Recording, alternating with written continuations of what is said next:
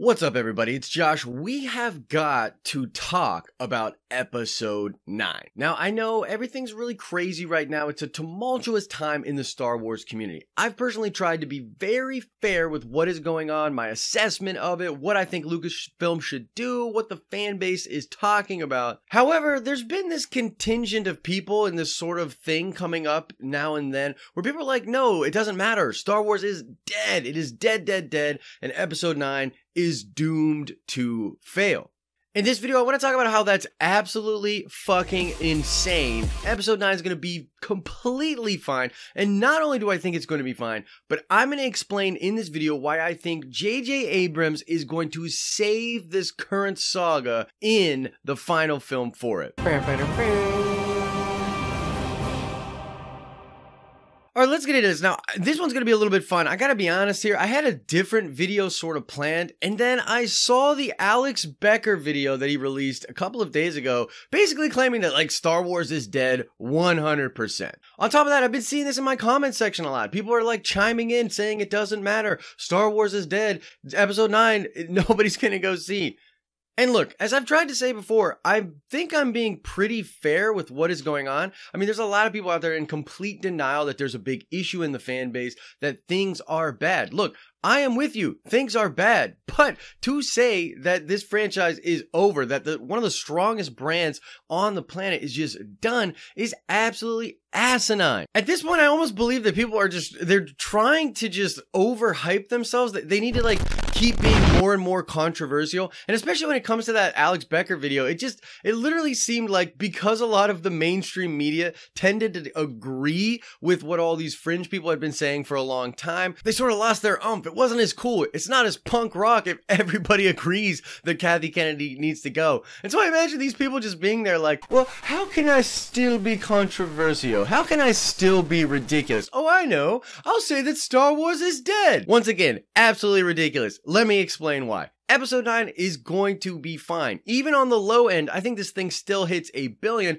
and I actually think it's going to hit $1.5 billion. And let me just kind of go through some reasons why. Number one is the general audiences. I think everybody who's reasonable can agree that what happened with Solo is not so much boycotters or hardcore fans and not going to the film. It was the fact that the general audiences did not go to the film. Those are the people that really put butts in seats. Those are the people that really make that huge amount of revenue. Now, I do agree that the hardcore audience is an important sort of catalyst or primer for those people to go check out the movies. They're going to bring their families, friends, and they're going to see the movie multiple times.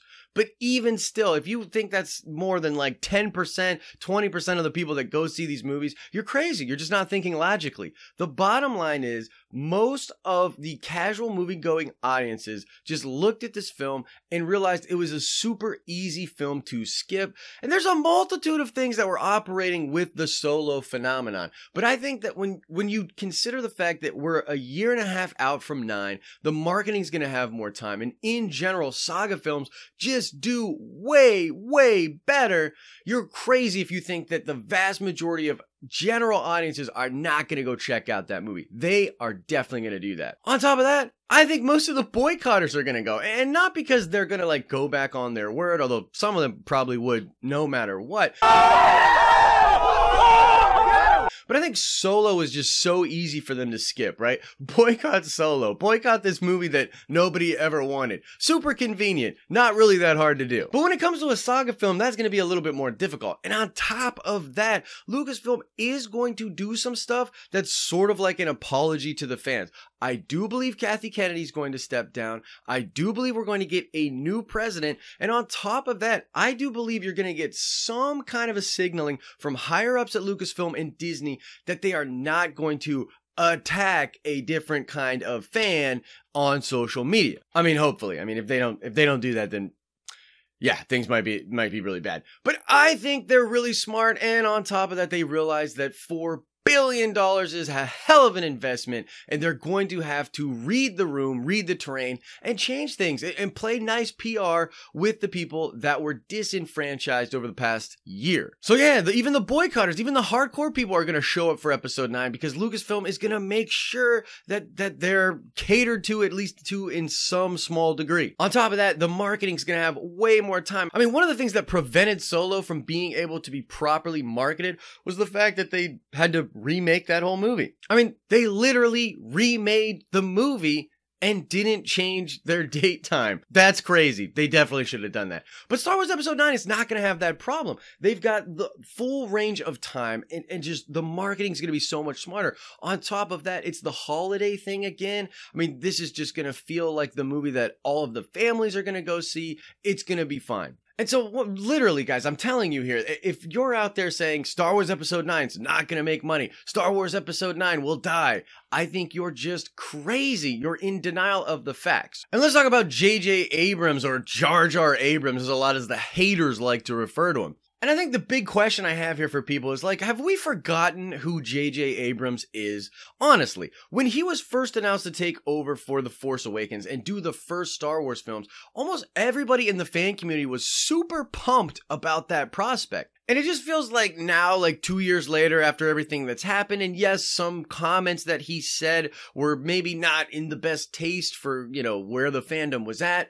Even then, I think a lot of that stuff was taken out of context, to be completely honest with you. But even with all of that in mind, it feels like we've completely forgotten what an just absolute animal JJ is at making movies. I mean, did you forget about Lost? Did you forget about Mission Impossible 3? Have you forgotten about all the Cloverfield movies that he's involved with?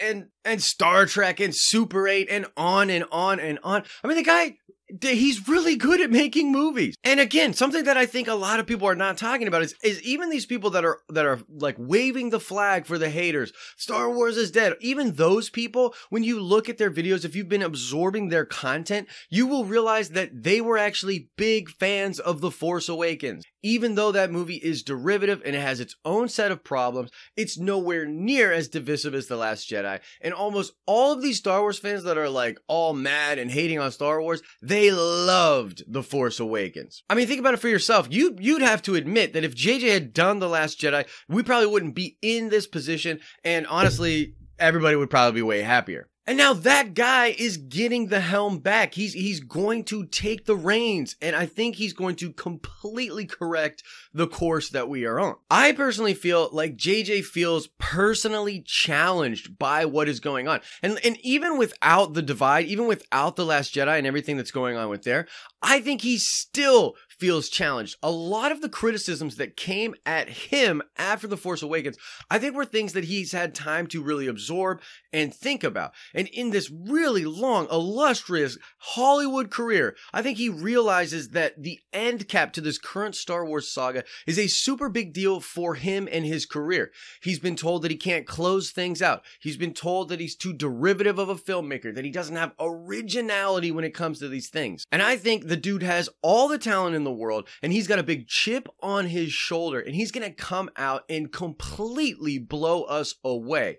I think that is the type of dude that he is. And beyond being just challenged and having that chip on his shoulder and just coming in with the idea of crushing this thing, I think there's also this aspect of him being on the business side of things. He's a producer, he understands that game, and he understands big business. He also has this like endearing love for like the old school feel of Star Wars. And I say all of that to basically come to the conclusion that I think he is going to return to form tonally, return to form with the humor, do a lot of the stuff that is familiar while also trying to tread new story ground and really end cap this thing in a significant way. It's going to be the best of both worlds. You're going to get this new kind of JJ, this JJ that really wants to prove everybody wrong in that regard. And yet he's also going to return to form in a lot of the ways that I think people are upset about right now. So I really think that you're going to get this movie that feels like Star Wars, that surprises you as far as what you would expect from a JJ Abrams film, and just overall just pleases everybody out there that is a fan. So to everybody out there that's just saying like Star Wars is dead, it's over, you know, it's done, I would just say, look, I get it, you know, this has been a fun little ride, and yeah, like right now there's a lot of attention on the people on that side of the fandom because, to be fair, I think they were not taken seriously for a long time. So yeah, it's cool, it's fine, we get you, we hear you, but you're also being a little bit too ridiculous. Like that idea, that thing, you know, first of all, it's not true. Second of all, to like continue to spout that out, to try to make that your new thing because it's not controversial enough to admit there are problems with Lucasfilm and things need change. Now you got to take it to that next level. That's absurd. That's not going to help anyone. Stop. That being said, I want to open the question up to all of you. I mean, what are your thoughts about episode 9? Do you agree that it's going to be fine? It's going to make a ton of money? And do you also agree that JJ feels challenged? I really get this vibe, man, that he's going to come in with a chip on his shoulder and just deliver his A game. You know what I mean? Like just blow us away. But what are your thoughts about that? And please, whatever you are thinking about the current state of Star Wars and about episode 9, let me know in the comment section. I am very curious to hear what you are thinking. You can click below to watch more dope videos. You can click our icon to subscribe to get all of our future content. As I always say, I hope you are having an awesome and nerdy day, and I will see you in the next video.